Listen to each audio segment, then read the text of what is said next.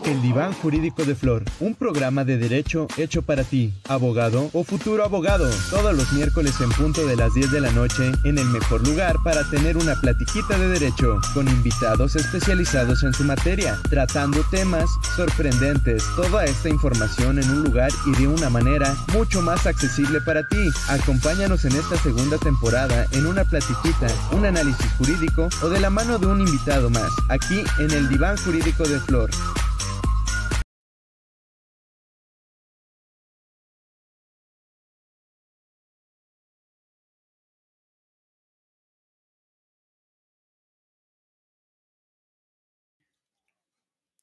Hola, hola, hola, hola, buenas noches. Bienvenidos al Diván Jurídico de Flor, el mejor lugar para echarse una riquísima platiquita de derecho. Y estamos ahora en un programa más, el cual pues les recuerdo que durante el mes de abril y mayo pues será con referencia a esta reforma del Poder Judicial o de los poderes judiciales, puesto que no tan solo se están viendo estas candidaturas o estas elecciones solamente con referencia a lo federal, sino también local.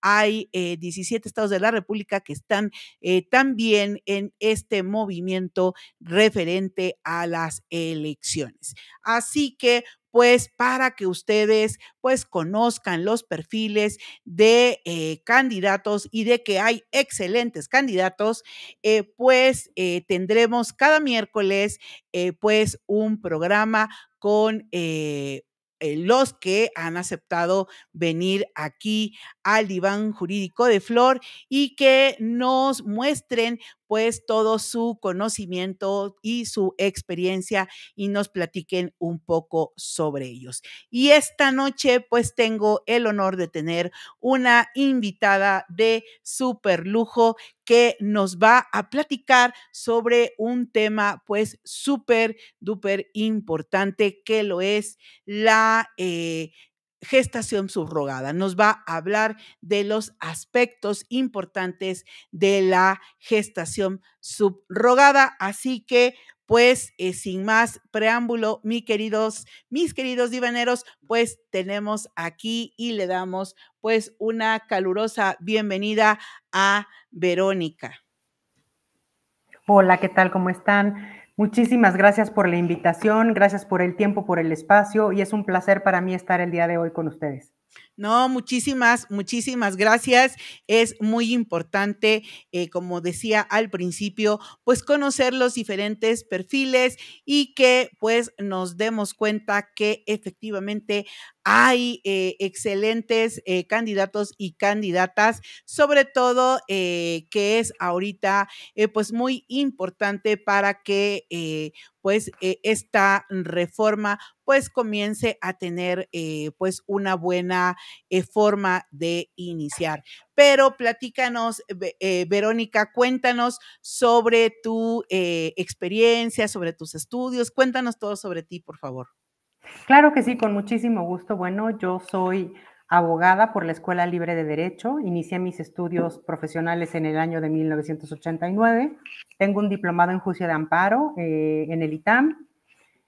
Tengo también un seminario de análisis práctico de los alcances de las normas antilavados en el ITAM también. Tengo una maestría en Derecho Constitucional, una maestría en Derecho Electoral, tengo estudios de doctorado. El año pasado hice 2 diplomados en psicología. Está como raro el tema, pero la verdad es que me apasiona también esa materia, entonces decidí también tener estudios en esa materia.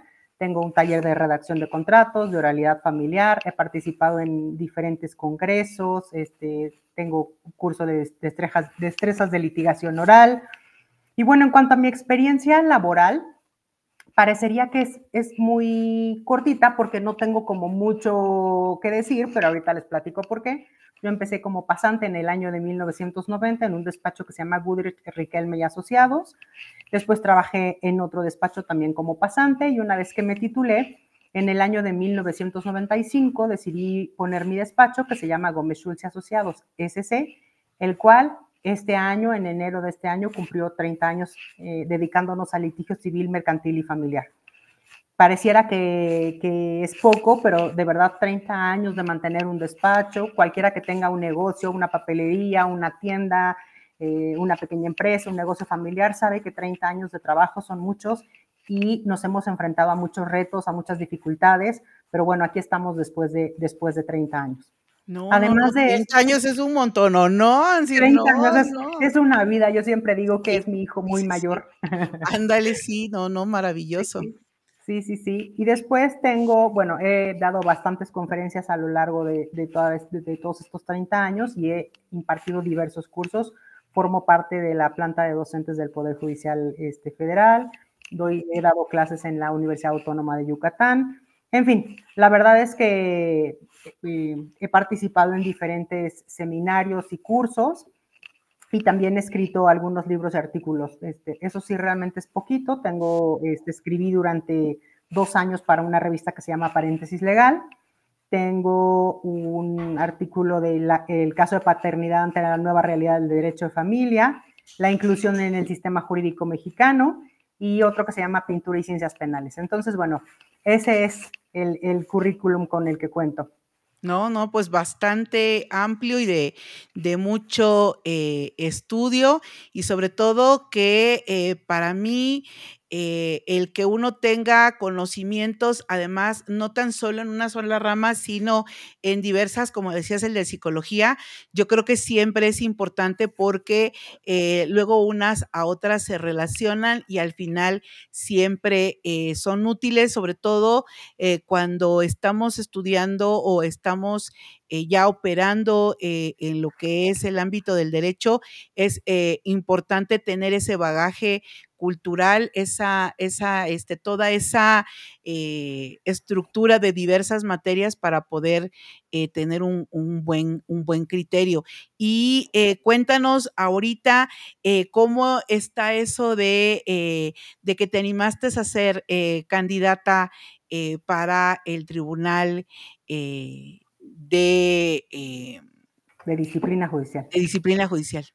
Mira, te platico, yo el año pasado cuando empecé a ver que se venía, o sea, que tal vez venía una reforma al Poder Judicial, yo siempre he dicho que el Poder Judicial, por lo menos local en donde yo litigo y federal, requería algo, requería mejorar.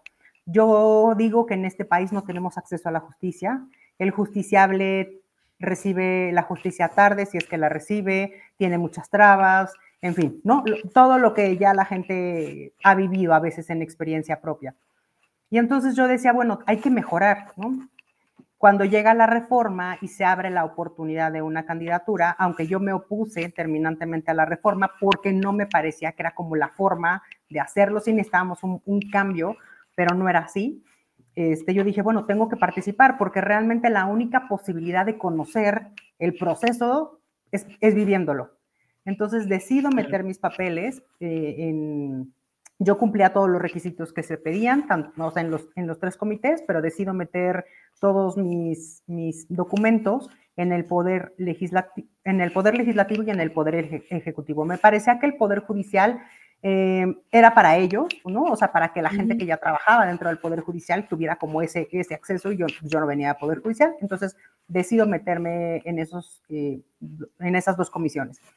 Y llego a las 2 entrevistas, tanto del Poder Ejecutivo como del Poder Legislativo, que fueron una un jueves y la otra al día siguiente, y ya no pasó el siguiente filtro para el Legislativo, me quedo en el Ejecutivo, después viene la famosa insaculación. Ahí la verdad es que era bastante probable que me quedara porque éramos 10 candidatas y había 9 lugares. Entonces, sacarte el único lugar no premiado, pues digamos, era difícil, ¿no? Por probabilidades, tenía altas probabilidades, fui la primera sorteada, mi nombre salió en primer lugar.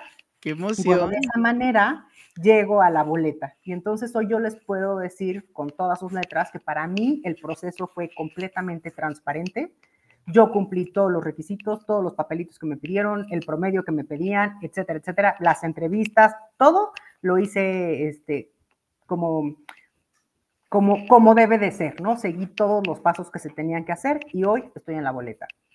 Entonces, bueno, ya que estoy en la boleta, dije, bueno, pues, ¿qué es lo que tengo que hacer? Pues nada, mi campaña, ¿no? O sea, a seguir trabajando. Ahora, ¿por qué inscribirme al Poder Judicial y tal vez, si resulto ganadora, tener que dejar la iniciativa privada para trabajar ahora al servicio público? Bueno, yo creo que ya con los años que tengo de experiencia, con la edad que tengo, estoy lista para poder servir a mi país. A lo mejor si esto me hubiera tocado unos años antes, cuando yo tenía hijos más pequeños, yo no podía a lo mejor estar manejando el servicio público, más la casa, más los hijos, pero en este momento yo tengo mi tiempo 100% para mí, para poderlo dedicar y poner al servicio de la gente, porque eso es verdaderamente ser un servidor público, poner tu trabajo y tu servicio y tu experiencia, tu disciplina, tus conocimientos al servicio de los demás. Entonces yo dije, bueno, pues aquí estoy, ¿no? Y vamos a entrarle. Y entonces ahora soy la candidata, soy candidata número 5 de la boleta verde, que les van a entregar a nivel nacional para que todos voten y puedan, si así les parece, votar por mí.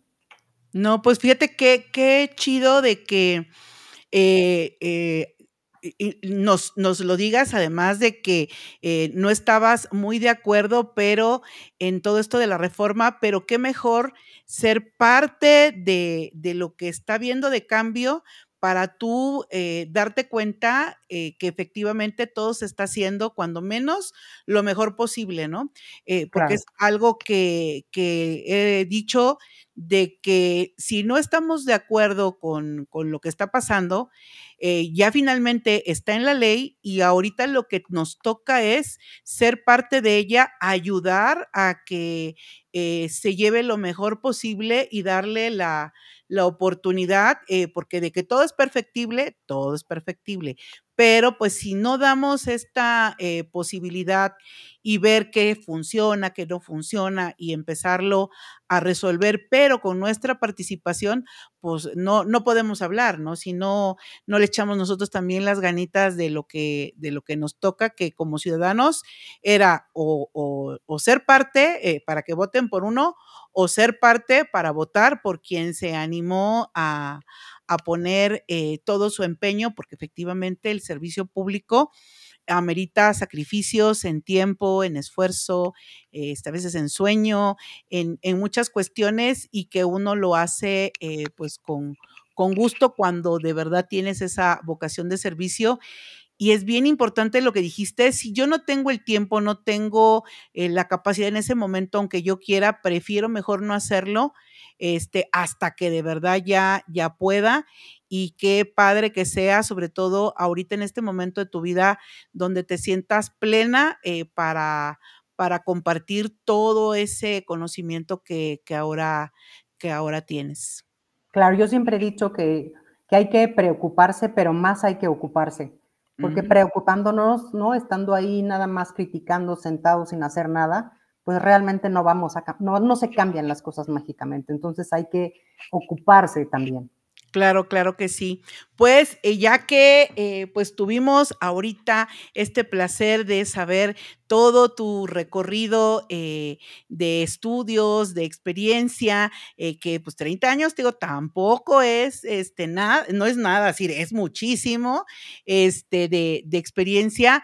Me encantó cuando, hablé con Verónica, le dije: "Oye, ¿qué tema te gustaría? ¿Qué tema quieres que platiquemos?". La mayoría de los anteriores candidatos, pues, quisieron hablar de lo que es la reforma judicial. Y aquí lo que me encantó de Verónica es de que vamos a hablar ya, lo que hablamos de la reforma, ya lo hablamos, pero ahora vamos a hablar de un tema que es importante conocerlo y que no se habla mucho de ello, y cuando se habla más para amarillismo y otras cosas que de verdad lo que es importante y que es lo correspondiente a lo que se llama gestación subrogada, y que hay aspectos muy importantes de conocer de ella. Así que platícanos, Verónica, por favor, sobre este tema.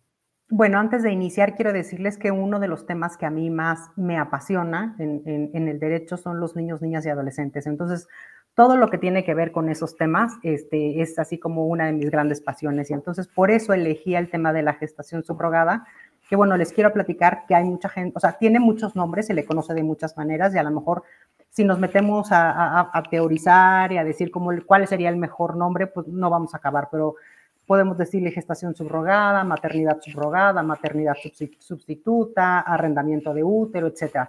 Van a encontrar muchos nombres para definir esta figura.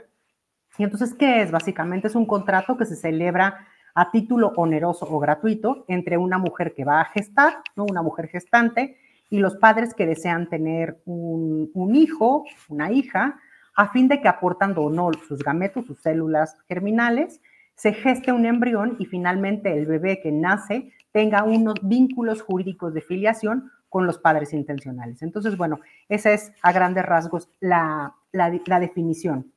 ¿Qué partes intervienen en esta gestación subrogada? Primero, le voy a llamar así, los padres intencionales, que pueden ser una pareja heterosexual, una pareja homosexual o una persona soltera. Y después también interviene la mujer gestante y tampoco podemos dejar de lado a su cónyuge si es que está casada. Los terceros que pueden ser donantes del material genético, porque a lo mejor el óvulo y los espermatozoides pueden devenir de hombres y mujeres que no sean los padres intencionales y no sea la gestante. El bebé o los bebés productos de esta gestación, todo el personal médico que interviene para que se lleve a cabo la gestación y finalmente agencias intermediarias. ¿Qué hacen estas agencias? Ponen en contacto normalmente a las mujeres gestantes con los padres intencionales para que se pueda llevar a cabo el contrato. Ahora, ¿qué derechos humanos son relevantes en este contrato sui generis? Porque es un contrato, ya lo verán, porque bastante difícil, bastante complejo. Hay gente que no le llama ni siquiera un contrato. Primero está el derecho a la identidad de los menores, ¿no? Los menores tienen el derecho de tener una identidad, el derecho a la familia, el derecho a tener una familia por parte de los niños, niñas y adolescentes, y el derecho también de los padres intencionales a tener una familia.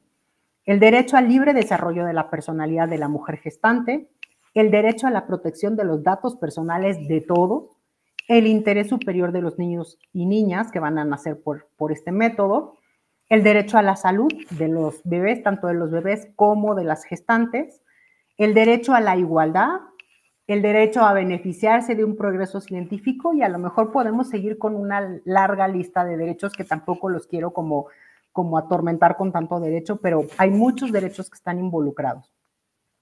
Ahora, ¿por qué surgió la maternidad subrogada? ¿Por qué se da esta necesidad de acudir a esta figura? Bueno, empezó naciendo por una cuestión de infertilidad de los padres intencionales, podría ser de la madre o del padre, y entonces esta es la forma que encuentra la ciencia para poder atacar el problema de la infertilidad.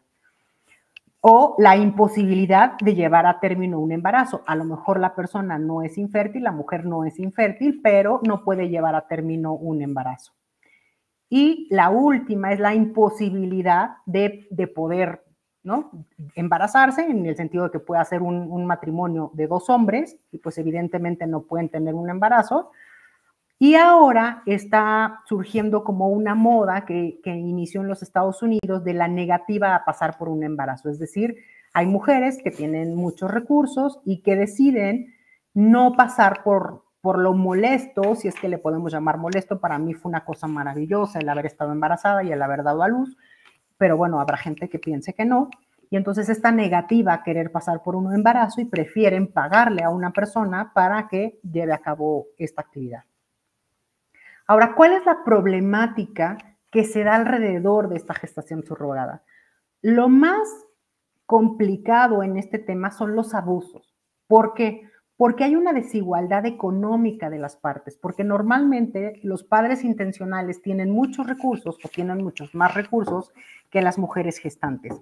Nada más como para que se den una idea, así a grandes rasgos, en México más o menos una gestación subrogada cuesta alrededor de $1 millón. En los Estados Unidos cuesta alrededor de 5 o 6 millones de pesos. Entonces, la verdad es que sí es un procedimiento muy caro. Y entonces la gente que puede pagar por ese procedimiento, pues evidentemente tiene una buena capacidad económica. Oye, a ¿por qué es diferencia tan de las caro? mujeres gestantes. ¿Mandé? ¿Por qué es tan caro? Pues mira, se va incrementando. ¿Por qué? Porque le pagan, no sé cuánto, pero le pagan a la gestante, porque tienen que pagar todos los gastos médicos, desde conseguir Es que sacar, si mira, es que los padres intencionales van a hacer sus células germinales, hacer la fecundación in vitro, después la implantación, o bien pagarle, buscar quién les va a donar los gametos. Tienen que pagar todo lo que tiene que ver con esta medicina, ¿no? Y con todo lo que tiene que ver con ginecología, y tienen que pagarle a la agencia intermediaria. Realmente ahí es en donde se va muchísimo del dinero. La agencia intermediaria se lleva una gran proporción del recurso. Y te voy a decir algo, se dan situaciones muy feas, muy desagradables en cuanto a esto. Se han encontrado granjas en las que tienen a mujeres pues todo el tiempo embarazándose, y las tienen privadas de su libertad, y la gente que a lo mejor contrata estos servicios no tiene ni idea, porque no sabe por todo lo que está pasando la gestante. Entonces, esta desigualdad de las partes, que pueda ser una persona privada de su libertad, o bien que pueda ser una persona con una necesidad económica bastante importante y ni modo tenga que gestar, no, a lo mejor no tanto por su gusto, sino por una necesidad económica. Entonces, todo eso fomenta que haya abusos, ¿no? Las mujeres que dan a luz y luego entregan a los bebés son criminalizadas, porque muchas veces muchos de estos niños nacen enfermos por alguna situación, y entonces los padres intencionales se desaparecen. Las mujeres son las que van a dar a luz a las clínicas, al hospital, y evidentemente si una madre da a luz a un niño, se presume que es su hijo. Entonces, pues si estas mujeres después se quedan con un niño que está enfermo, o bien se dan a la fuga porque realmente ellas no iban, ¿no? No era su hijo, y entonces ellas son las que terminan a veces en la cárcel por estar abandonando a un niño. Entonces pasan muchas cosas muy terribles detrás de la gestación subrogada. No, a veces me gusta no romantizar las cosas tanto, porque si bien puede tener un bonito final y un final feliz tanto para los bebés como para los padres intencionales y la gestante, a veces no sucede eso. Y entonces no podemos dejar a un lado estas historias de terror que suceden a veces atrás de una figura y no las conocemos. No, no, Entonces, no, por eso te decía que era súper importante este tema y muy interesante, porque efectivamente, por ejemplo, yo no sabía eso de lo de las granjas, que como si fueran, pues si ya ves que se pelea mucho de los perritos, ¿no? Que los ponen, exacto. que están en una jaulita de chiquitita y nada más teniendo perritos y perritos y perritos, lo ve uno terrible. Imagínate Sí, una persona, una mujer que antes uno pensaba que lo peor entonces que podía pasar con los tratantes de personas era que las llevaban a lugares a prostituirse. Ahora también lo peor es claro. que las utilizan igualmente para ser embarazadas una y otra y otra y otra vez. Que como dices tú, yo también estar embarazada para mí fue también muy bonito. Fue porque además es querido, hay muchas cuestiones, ¿no? Que hace que sea bonito, pero imagínate para una mujer, luego a veces jovencita, por ejemplo, que puedan raptarse a chiquitillas y que las tengan embarazadas una y otra vez y sin ese cariño para el bebé que llevan y con las cuestiones, las molestias que uno las ve como algo normal y que además a veces hasta bonito porque te apapachan y te cuidan. Para esos momentos ellas nadie las cuida, Nada. nadie las ve y estar solas en algún cuartillo, mal comidas, mal vividas, mal todo, híjole, sí, no, es terrible, es Es terrible. fuerte, sí, es muy fuerte. Sí. Entonces, por eso digo, sí me gusta hablar de la parte linda, ¿no? De los casos de éxito, pero también hay que hablar de esta otra parte que puede generarse alrededor de esta figura. Y ustedes dirán, bueno, pero ¿por qué se pueden dar tantos problemas? Pues porque no hay una regulación a nivel nacional e internacional. Si ustedes revisan los convenios a nivel internacional, o las leyes en algún estado extranjero, o lo que tenemos aquí en México, es muy poquito. Realmente por eso se presta a que haya a muchos abusos, porque no tenemos una buena regulación a nivel nacional. Y bueno, es muy controversial que otra cosa. La retribución económica. Ese es uno de los elementos que más hacen ruido. ¿Por qué? Porque puede ser una forma de explotación, es decir, si yo no le pago una cantidad a la gestante, la estoy explotando, pero al mismo tiempo, si yo le pago una cantidad, estoy comercializando. Entonces, hay una mercantilización de los cuerpos. Esa es la parte como también un poco complicada. La Convención de los Derechos del Niño dice que los estados deben de tomar todas las medidas para que se impida el secuestro, la venta o la trata de niños para cualquier fin o cualquier forma. Muchas personas han considerado que la gestación es una forma de venta o de trata de los niños. ¿Qué es lo que se ha dicho? Pues que en realidad el fin de la gestación no es que el niño, el bebé, tenga sea utilizado para un fin ilícito, sino que es o sea, digamos, no es que sea utilizado, sino que la finalidad de la gestación es formar una familia y el niño, en teoría, va a tener una linda familia. Entonces, bueno, por eso no se ha considerado como que entra dentro de la venta o la trata de niños, ¿no? Entonces, pero la línea es muy delgada, ¿no? La línea es bastante delgada porque han habido casos que pues no se le da un seguimiento como debe de ser. O sea, hoy unos papás tienen un bebé, ¿no? Unos padres intencionales, pero al final no sabemos el día de mañana cuál era la finalidad. Queremos pensar todos que era para darle una familia, para darle un hogar, pero en realidad no lo sabemos.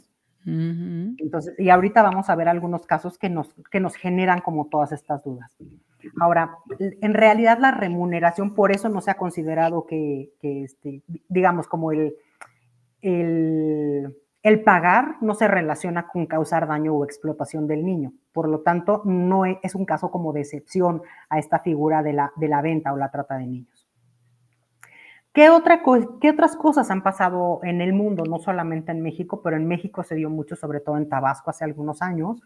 El turismo reproductivo. ¿Qué pasa? Los extranjeros, en donde está prohibido en sus estados llevar a cabo gestación subrogada, se van a estos países en los que está permitido, cosa que sucedió muchísimo y que sucede mucho en México. Sucedió muchísimo en Tabasco hasta que se les prohibió a los extranjeros llevar a cabo estos contratos. Entonces, el tema es que aquí además se vinculan personas de diferentes nacionalidades o diferentes países de residencia. Y entonces se vinculan sistemas jurídicos, no solo en el caso de México, locales y federales, sino que además tenemos que sumar las leyes extranjeras, es las leyes de los estados donde residen los padres intencionales o de donde son nacionales, ¿no? Y se envuelven entonces unos contratos internacionales. ¿Qué elementos tenemos que considerar? La nacionalidad y el domicilio de residencia. Entonces puede ser que a lo mejor nos tenga que aplicar no la ley mexicana, sino la ley extranjera. Y en la mayoría de los casos, aquí en México, las gestantes son nacionales mexicanas, ¿no? Y el contrato se celebra en México y normalmente en México se lleva a cabo la inseminación y dan a luz también en México. Pero muchas veces los padres intencionales son extranjeros y tienen su domicilio fuera del territorio nacional, que es en donde se celebró el contrato de gestaciones. Es decir, si bien se celebra el contrato en México, las partes involucradas no siempre son mexicanas. Y entonces, ¿qué es lo que sucede? Conflictos graves en relación con la filiación del menor de edad, dependiendo de dónde nace y cuál va a ser su residencia final. Es decir, el niño para México, que nace en México, es mexicano. Pero a lo mejor si los padres son franceses y los padres quieren que el niño sea reconocido como francés, no se va a poder porque en Francia está prohibida la gestación y entonces no va a gozar de los derechos de un ciudadano francés o de un niño francés. A lo mejor no conozco la ley francesa, pero a lo mejor pensemos que en Francia los niños franceses no pagan, pueden acudir a las escuelas públicas y no pagan nada, ¿no? Y entonces, pues si el niño no es francés y es mexicano, pues no va a gozar de ese derecho. Híjole, sí es cierto. Exactamente, se empieza a complicar la historia para los bebés, ¿no? Claro. Y para los papás, porque pues yo soy francés, pero tengo un hijo mexicano y mi hijo no puede ser francés. Entonces, esto se llama fraude a la ley, ¿no? Porque muchas veces lo que hacen los extranjeros cuando van a los diferentes países que aceptan la gestación subrogada, Pues es que quieren hacer un fraude porque en sus propios países no se acepta que lleven a cabo este tipo de contratos.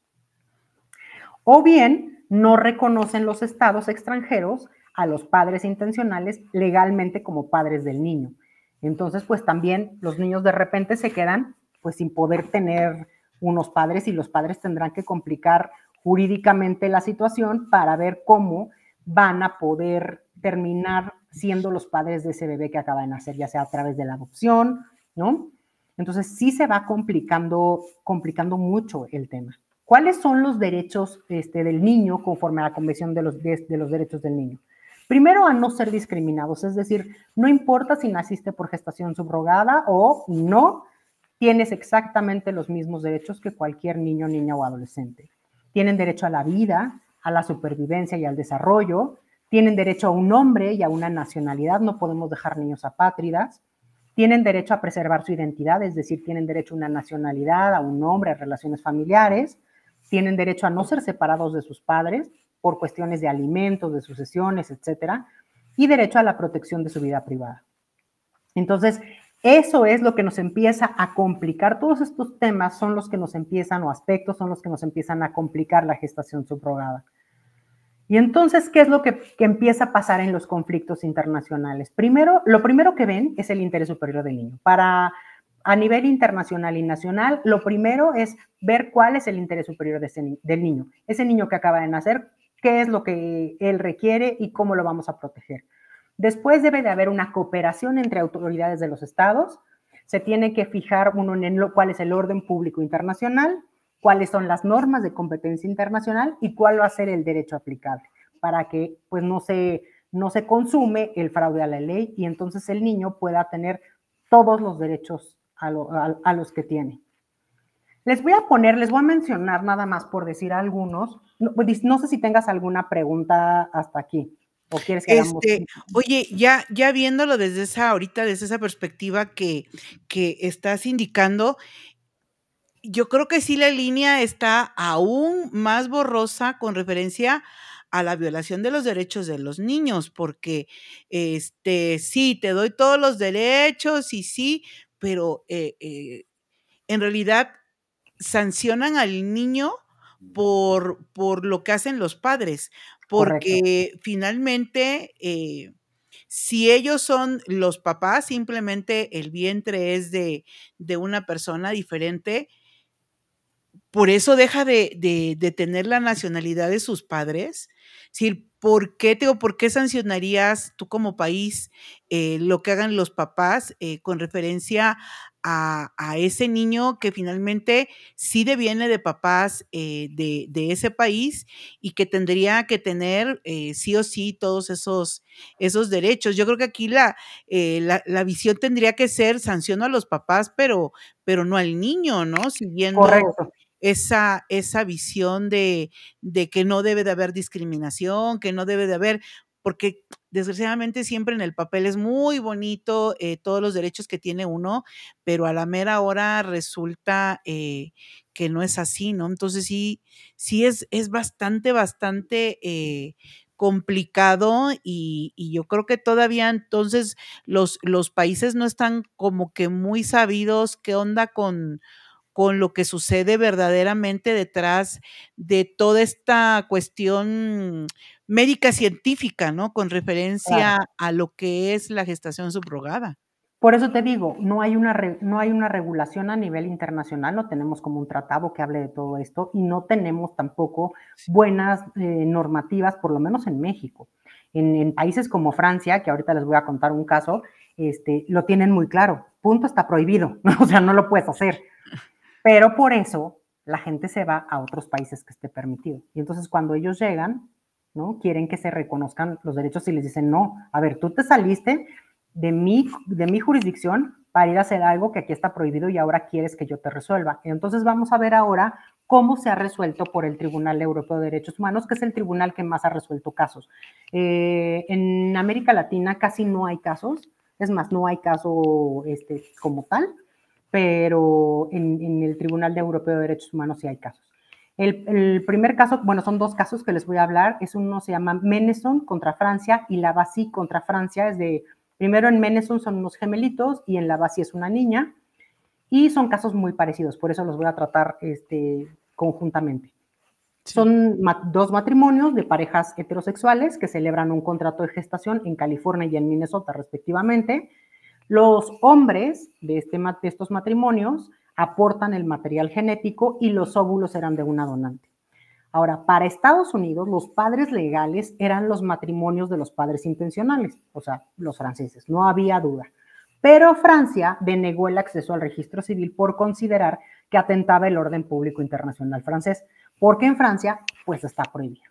Y entonces, bueno, evidentemente empiezan toda una cuestión, disputa jurídica, que pues vamos a llamarlo, a aterrizarlo a términos jurídicos mexicanos, que debió de haber empezado una primera instancia, una segunda instancia, y se van al amparo, lo que ustedes gusten, hasta que llegan al Tribunal Europeo de Derechos Humanos. ¿Y qué resuelve el tribunal? Considera que denegar la inscripción del registro civil francés vulnera el artículo 8 de la Convención Europea de los Derechos Humanos, porque los niños efectivamente tienen el respeto a su vida privada, que esta vida puede ser vulnerada porque no se determine su identidad filial, y además se les está privando de una nacionalidad francesa que les deviene de la nacionalidad de sus padres, y que además son hijos biológicos, por lo menos de uno de ellos, que en este caso era el varón. Entonces, el tribunal reconoció que cada estado puede regular la gestación subrogada, admitiéndola, prohibiéndola o ignorándola, pero no puede ignorar la paternidad biológica, que sería un exceso de las autoridades francesas.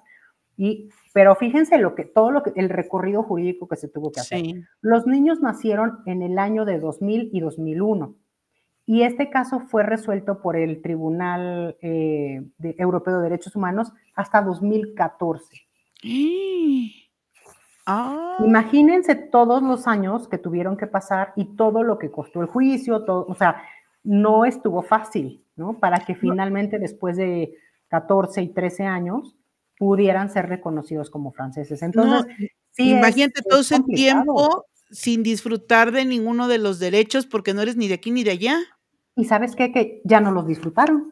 Pues no. Porque no vas a regresar el tiempo a cuando tú naciste. Entonces, esos 14 años que pasaron entre que naciste, o los 13 años entre que naciste y ganaste el caso, pues ya se perdieron, digamos, ¿no? Pues sí, ya ni siquiera dices, los niños se vuelven mayores de edad.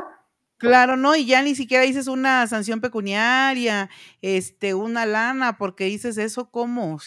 ¿Cómo va a ayudar si le negaste, no sé, situaciones médicas, no sé, todo lo que tiene que gozar un niño, en ese país, ¿no? Todos sus derechos, todo lo que él tenía que vivir, pues ya no lo vivió. Así es. Entonces, por eso sí se vuelve un tema, pues, complicado. Tengo otro caso, que es el caso Paradiso y Campanelli contra Italia. En este caso se habla de Italia. Italia también prohíbe la gestación subrogada. Y es, bueno, básicamente es que un matrimonio italiano de un hombre y una mujer contacta con una clínica de maternidad subrogada, pero ojo, aquí fue en Moscú, cuando en Rusia sí se permitía. Y la señora Paradiso viaja a Moscú, es decir, la mujer en el matrimonio, viaja a Moscú para entregarles fluido seminal de su marido a esta clínica, y celebran un contrato de gestación subrogada. Se realiza una fertilización in vitro a una madre subrogada y nace un niño, el cual fue inscrito, o sea, bueno, se registró en el registro civil de Moscú y se señala como padres del niño al matrimonio italiano. Aparentemente no había ningún problema. Entonces, lo que hace la señora Paradiso es que obtiene del consulado italiano en Moscú los documentos que le permiten volver a Italia. Pero una vez que llega a Italia, el consulado le informa que la documentación relativa al nacimiento era dudosa y podía ser falsa. Entonces, se abre todo un proceso penal en contra del matrimonio por una simulación del estado civil, uso de documentos falsificados y violación del procedimiento para la adopción internacional, y se inició un expediente para dar en adopción al niño, considerándole, o sea, el Estado lo consideró como en abandono, y se coloca bajo la tutela del Estado. Entonces, a lo largo de este procedimiento se practican pruebas de ADN y resulta que el señor Campanelli no es el padre biológico del niño. No hay un vínculo biológico entre ellos.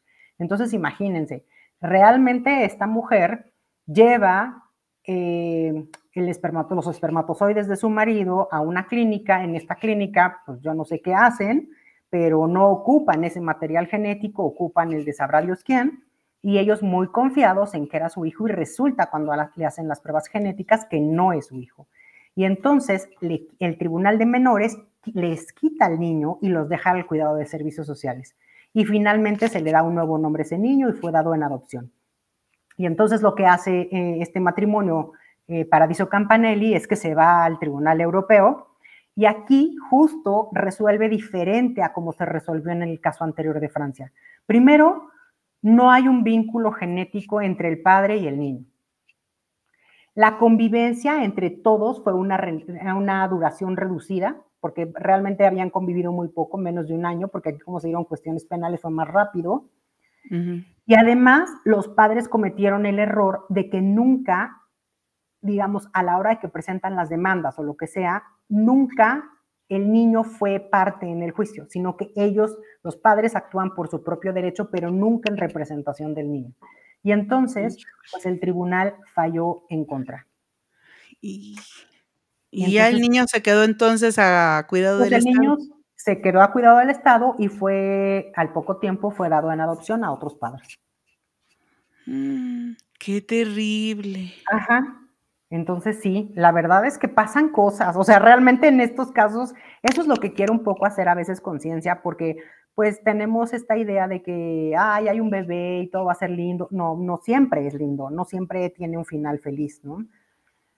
Y bueno, ¿qué otro caso tenemos? Tenemos en la India, solamente era,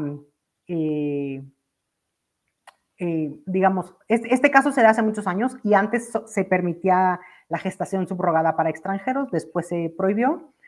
Y es un caso también emblemático de hace muchos años que se llama el caso de Baby Manji, y es una pareja de japoneses, un hombre y una mujer, deciden ir a la India, contratan a una mujer, que también esa mujer puso su óvulo, pero mientras estaba la mujer embarazada, lo que sucede es que los japoneses se divorcian y la mujer japonesa decide que ya no quiere seguir con el acuerdo. Y entonces ella dice, mira, hazle como quieras, yo ya me divorcié, y el niño que viene al final, pues tampoco es mío, y entonces ahí te ves. ¿Y qué es lo que hace? Pues el japonés se queda con una mujer embarazada, con su bebé, porque él sí había aportado el material genético, pero, oh sorpresa, en la India los hombres solteros no pueden adoptar. Y entonces él no podía adoptar su propio hijo. Y entonces fue todo un batallar entre los dos estados, porque ahí sí intervinieron mucho los gobiernos de los estados. Finalmente, quien puede adoptar a Baby Manji es la abuela paterna de Baby Manji. Entonces, la mamá de este japonés es la que finalmente adopta a Baby Manji y de esa manera la pueden sacar de la India, porque además la niña no podía salir de la India, o sea, la bebé no podía salir de la India una vez que había nacido. Entonces, lo que parecía que iba a ser un trámite relativamente fácil y sencillo, se complicó bastante, pero bueno, encontraron esa forma para que pudiera la niña salir de Japón y viviera con su familia paterna. No, qué historias. Oye, y los países donde se está negando, es decir, que al principio permitían y luego no, ¿por qué hacen ese cambio de visión de la gestación subrogada? Por el turismo reproductivo, justo lo que pasó aquí en México, en Tabasco, o sea, en Tailandia, en Ucrania creo que todavía se permite, en Tailandia, en la India, en estos países la gente iba y haz de cuenta que era un paraíso para poder gestar, para gestación subrogada. Entonces llega un punto que hay tantos problemas que deciden mejor que ya no se pueda hacer. Sí, por el abandono de los niños y todo eso, ¿no? Exactamente, hay un caso también en Tailandia que se llama Baby Gami, porque antes del 2015 en Tailandia estaba totalmente desregulado y sin control.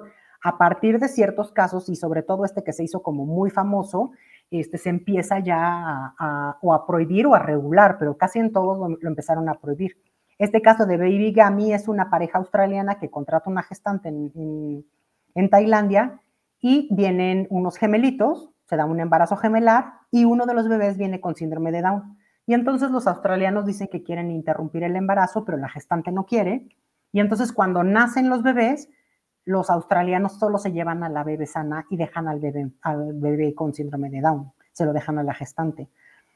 Y entonces, ¿qué es lo que pasa? Empieza esta mujer a hacer todo un escándalo en redes sociales y empieza a pedir dinero y entonces empieza a tener recursos y ya empieza a tener abogados y resulta que después también hacen toda una investigación y el papá australiano tiempo atrás había sido condenado en Australia por pedofilia. Entonces dices, ah, caray, ¿no? O sea, Sí. ¿qué iba a pasar ahí con esos bebés, ¿no? Por eso te digo que pues se supone que la finalidad sí es que tengan una familia, pero pues tampoco hay un seguimiento posterior. O sea, yo entrego al bebé o el Estado acepta y se va el bebé y luego, ¿en dónde está? ¿Dónde termina? Si lo querían para sacarle un órgano. Si, o sea, Esto te iba a decir, ay, no. Sí, ajá, porque como dan por hecho que es un contrato entre unos particulares con otra, pues es muy su problema, ¿no? De para qué exactamente. va a querer al bebé, pero entonces también, ¿dónde quedan los derechos de los niños si no se vigila si efectivamente lo quieren para formar una familia o lo quieran, como dices tú, para al rato venderlo para órganos o Sí, no para sabes. qué? Hay un caso también de un japonés, también fue en Tailandia. Era un japonés multimillonario de 28 años y descubrieron en Tailandia que tenía 15 hijos por el método de gestación subrogada. Y yo me pregunto, ¿por qué una persona de 28 años, o en general cualquier persona, además soltero, quisiera tener tantos hijos? Y además vivían las gestantes con él. Las gestantes terminaban siendo como las mamás nanas de los niños. O sea, un caso medio raro porque no terminas de entender por qué una persona tendría esa cantidad de hijos, ¿no? O sea, llega un punto que tienes tanto dinero y que ya no sabes en qué gastarlo y entonces inviertes en vez de coches en hijos. O sea, no sé, es como difícil el tema, ¿no? Y te cuestiona para muchísimas cosas. Entonces, sí, sí es un tema difícil. Y bueno, ¿qué ha pasado cuál es la regulación a nivel nacional? ¿Qué es lo que tenemos? Primero tenemos el artículo cuarto de la Constitución Política, ¿no? Que nada más te da como cosas muy generales, que la mujer y el hombre son iguales, que el Estado protege la organización y el desarrollo de la familia, que toda persona tiene derecho a decidir de manera libre, responsable e informada sobre el número y espaciamiento de sus hijos, que toda persona tiene derecho a la protección a la salud, en fin, o sea, te da como cuestiones como muy generales y el artículo 73 de la Constitución en su fracción decimosexta dice que el Congreso tiene facultad para dictar leyes sobre salubridad general en la República, ¿no? Entonces tampoco nos ayuda mucho la Constitución porque tiene como algo muy general. Tenemos después los códigos civiles. ¿Qué estados lo permiten? Tabasco y Sinaloa lo permiten o lo tienen regulado. Querétaro y Coahuila terminantemente lo prohíben. Colima lo regula como una adopción plena y el resto son omisos.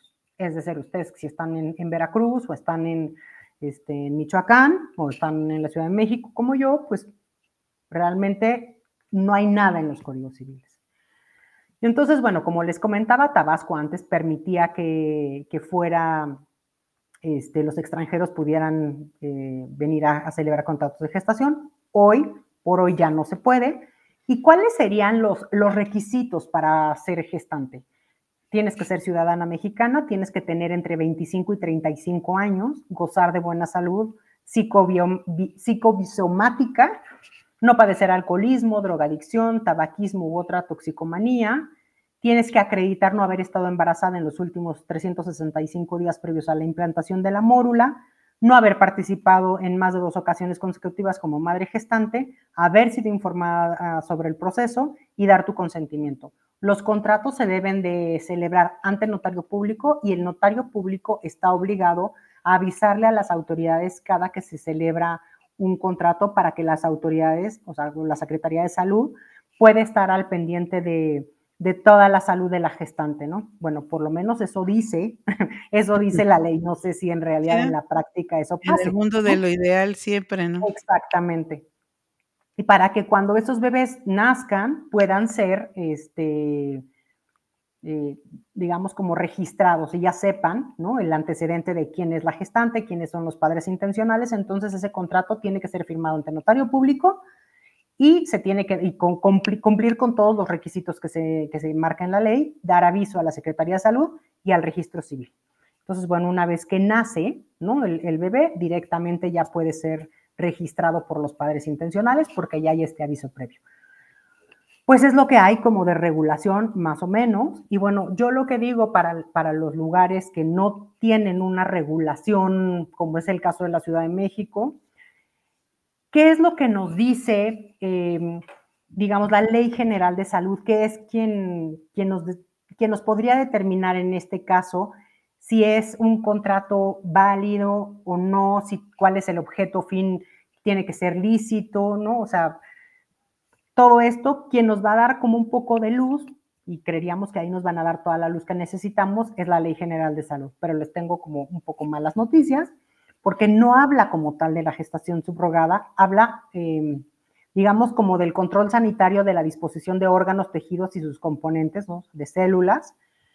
Y después habla de cuáles son las células de seres humanos, cuáles son las células germinales.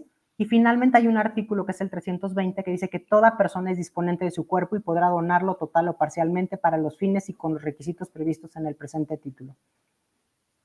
No dice nada. Lícita, digamos, el 319 dice que es lícita la donación de órganos, tejidos, células y cadáveres de seres humanos, ¿no?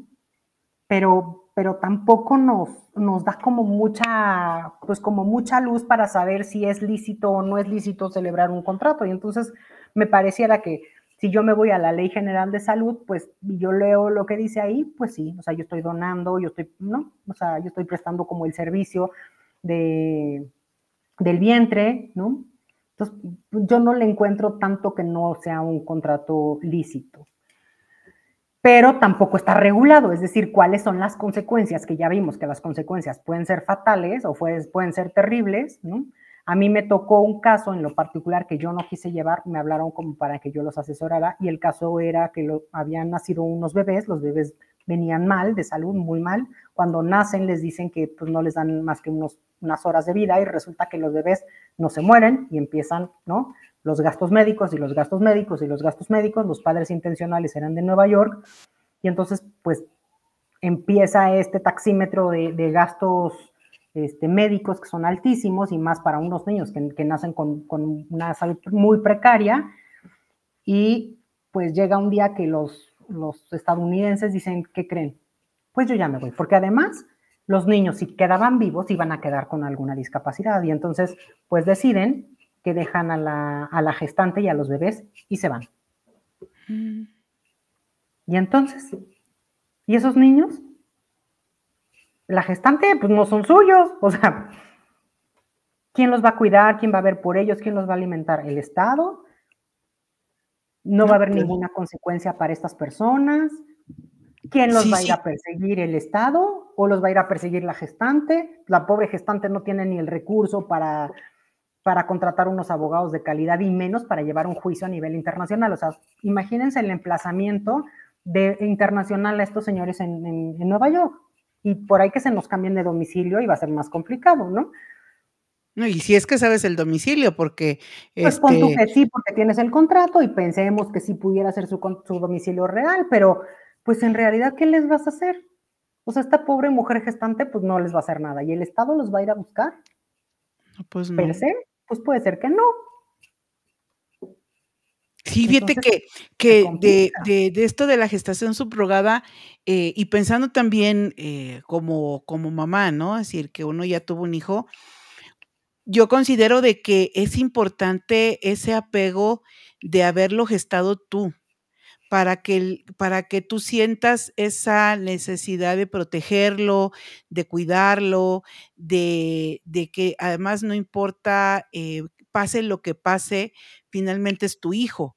En cambio, cuando por mucho que tú digas, doy el óvulo, doy el esperma, esas células son tuyas, finalmente tú no lo vives, no lo sufres, no lo gozas, no nada nada más ves que está sucediendo ese embarazo por fuera, yo creo que eso tiene mucho que ver para que finalmente digas, pues, no es mi problema, ¿no? Si porque no hubo todo esa cuestión de ese apego, Sí, con no, no ese se bebé. genera ese vínculo. Ujú, Ujú. ujú.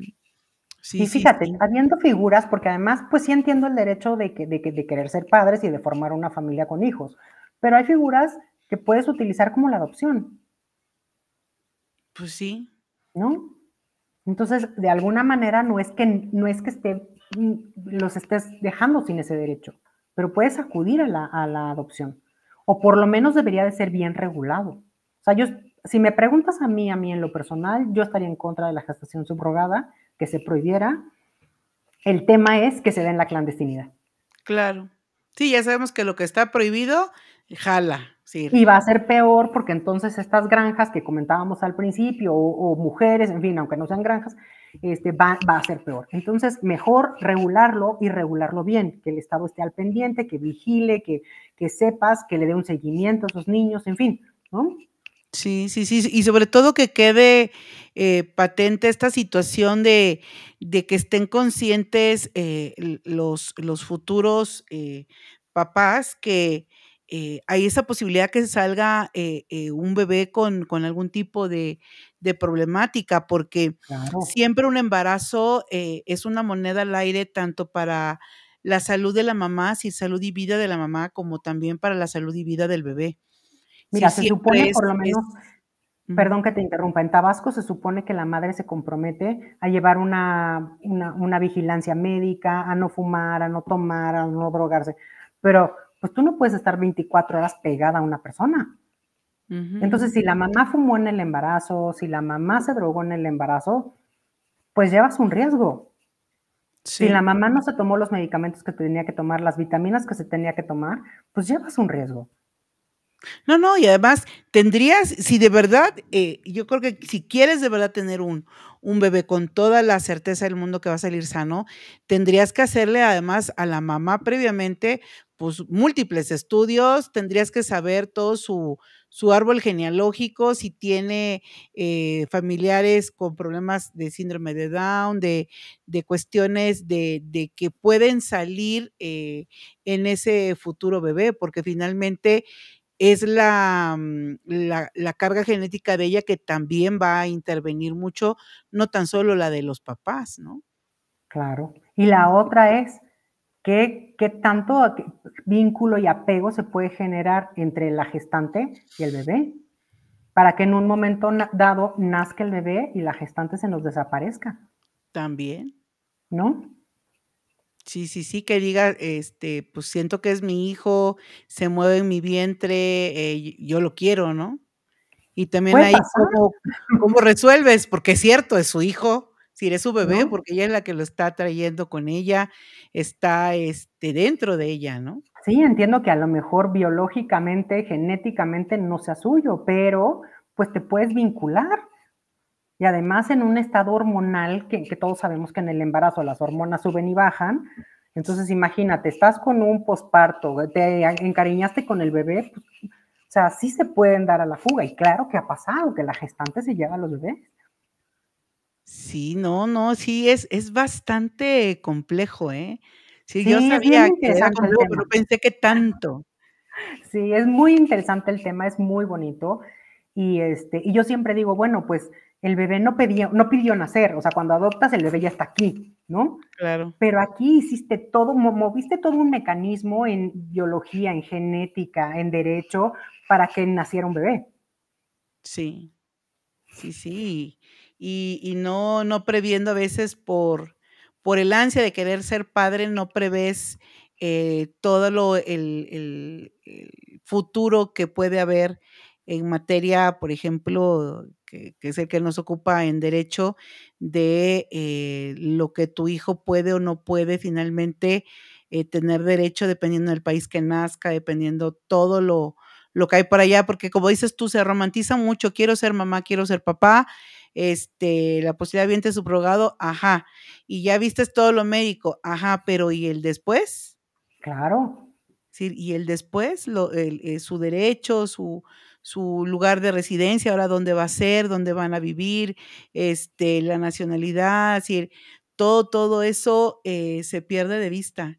Es decir, Sí, como siempre dicen, ¿no? Es bien bonito el embarazo, pero el verdadero reto es cuando ya nace ese bebé, y ahí es donde viene, toda la problemática. Si de por sí, teniendo nosotros un hijo, ¿no? Es decir, que es tuyo, tú lo tuviste y todo, tú sabes que cuando nace va a ser un reto, claro. cuidarlo, alimentarlo, que crece, que se enferma, que la escuela, que muchas cosas, yo creo que les gana entonces ese sentimiento y se olvidan de lo que viene después ya cuando nacen. No, y por ejemplo, para adoptar te hacen un montón de estudios, ¿no? Ujú. De trabajo social, psicológicos, etcétera. Para gestar no te hacen ninguno. Es como cuando somos mamás biológicas o papás biológicos, no nos hicieron ningún estudio. No, no, ya de pronto cuando dices: "Ay, estoy embarazada", ¿no? Sí. Entonces, lo mismo con los gestantes, o sea, no tienen que demostrar ninguna capacidad económica, no tienen que demostrar nada que, ¿no? Como en el caso de Australia, que tenía un antecedente de pedofilia, pues nada, ¿no? Llegas y celebras el contrato con una agencia intermediaria que lo único que le interesa es que le pague su comisión por ponerlos en contrato y dices, o sea, se acabó ya lo que pase en el Inter, porque además ellos no figuran en el contrato. No, claro, claro, claro. De tontos, ¿no? Porque al rato ellos se tendrían que hacer Claro. responsable de cualquier circunstancia que suceda con la mamá o con la salud del bebé, ¿no? Y de Ujú. tontos lo van a hacer. Ellos nada más dicen: "Ya te presté aquí a la mamá, mira, aquí está, ella está dispuesta y disponible, adelante", ¿no? Si es que la conocen, porque muchas veces no la conocen. Ujú. Entonces, Eso bueno, sí. sí, te dicen, no, no, no, mira ya, y a lo mejor quién sabe qué óvulos le metieron a la mujer y quién sabe qué espermatozoides y quién sabe de quién termine siendo el hijo, ¿no? No, pues como Biológicamente. pasó en Moscú, ¿no? Con los italianos, Ujú, ¿no? sí, Que sí, ¿no? Y de por sí se da, aunque, ya ves que la inseminación artificial, ¿no? Tú puedes ser la mamá, vas a un hospital para que te inseminen y tú tener ese bebé pensando que es tuyo, y resulta también que se equivocan de: "Upsi", ¿no? Si no le puse su óvulo, no le puse el pues espermatozoide, no le sí. puse nada suyo, ¿no? O imagínate, ese bebé es producto de la violación de la gestante, Ujú. ¿no? Sí, sí, sí. No, no, no, Ay, sí, no, sí, es qué fuerte, ese qué es un tema apasionante, la verdad, es para los que somos abogados y a lo mejor el público en general, es un tema bien apasionante porque tiene muchas aristas que a veces no se ven. Sí, sí, no, no, y es importante que, pues, nuestra comunidad de divaneros, pues, también estén enterados, y esto es, lo bueno, o lo bonito de este programa, que no tan solo mostramos, cuestiones, jurídicas, de materias, que venimos acostumbrados, sino que lo importante es también tener esa visión. Ya hemos tenido, por ejemplo, también doctora que nos habló sobre ese derecho a la salud que va más allá de simplemente de ser atendido, sino de prevenir también el enfermarte. Ese es tu derecho, y que fue muy, muy interesante. Y ahora esta cuestión desde una perspectiva jurídica referente a el que quieres ser padre y utilizas a una persona para que tenga tu hijo, todas las complicaciones que pueden existir, y sobre todo toda esa consecuencia posterior cuando ya nace, que luego no se toma en cuenta, y que pues sí tienen que pensarse muy bien si vale la pena gastar tantos millones de pesos en una cuestión que puede salir mal, cuando ya hay muchos niños que ya están en este mundo, que ya además tú puedes ver si están, eh, pues, no quiero decir una palabra que sea dolorosa, sino que son niños que ya están dispuestos a dar todo el amor y todo el cariño a alguien que sí quiera llevarlos con ellos en este camino de la vida, y es el mismo amor que tú le puedes dar a un hijo que pueda venir de una persona que pues ni conoces, ¿no? Es decir, no sabes ni quién es, ni de dónde viene también. Ay, pues estuvo súper, súper, súper interesante. Qué bueno que pudimos coincidir y la verdad espero que no sea la última vez. Tienes bastante, bastante que dar, tanta experiencia, tanta vida, y hay tantos temas tan interesantes e importantes en materia civil, mercantil, y que como yo soy penalista, es muy poco. Tengo igual unas amigas que tenemos igual programa, nada más que ahorita hicimos una pausa porque una de ellas está embarazada, va a ser mamá, pero sí está ella en Veracruz, los calores, los bochornos y hinchazones, ¿no? Entonces, no ha podido conectarse, otras compañeras están en otras cuestiones, entonces le hicimos un poquito de pausa.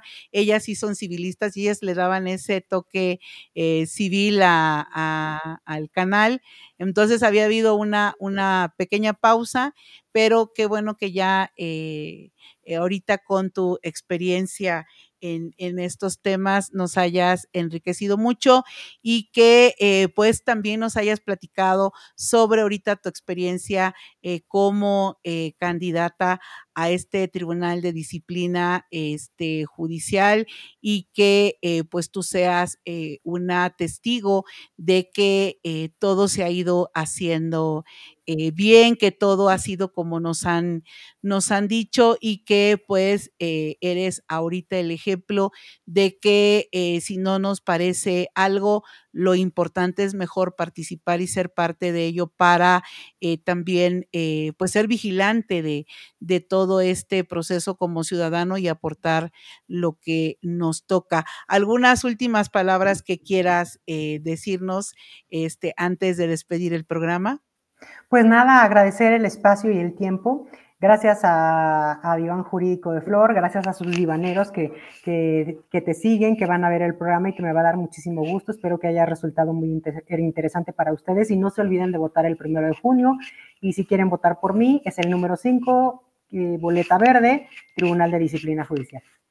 Oh, pues muchas gracias de nuevo y pues recuerden que este es un programa grabado, pero grabado con mucho cariño. Ella igualmente pues sigue con sus actividades. Uno de los compromisos que pues se tiene por parte del INE es de que pues nadie, ya sea que trabaje en el Poder Judicial o trabaje en cualquier dependencia, no van a sacrificar tiempo de servicio ni de trabajo, sino que se tienen que buscar este tipo de momentos y de espacio para de todos modos hacer sus propuestas, darse a conocer, pero siempre bajo este esquema de respeto a las instituciones y sobre todo, pues siempre en este tipo de cuestiones de que va para candidata del Tribunal de Disciplina Judicial, pues está dando ese ejemplo de hacer las cosas bien hechas desde un principio y regalándonos sus conocimientos para que ustedes tomen su decisión este 1 de junio y tomen ustedes pues la decisión de quién creen que es el mejor candidato para poder ustedes decidir y poner a los mejores perfiles en esos puestos. Pues les agradezco muchísimo que hayan estado con nosotros y pues ya saben, sigamos hablando de derecho. Bye, bye. ¿Qué tal la platiquita? ¿Ya aprendiste lo suficiente? Si aún tienes más curiosidad por seguir aprendiendo, aquí te dejo todas nuestras redes sociales para que puedas visitarnos y seguir hablando de derecho.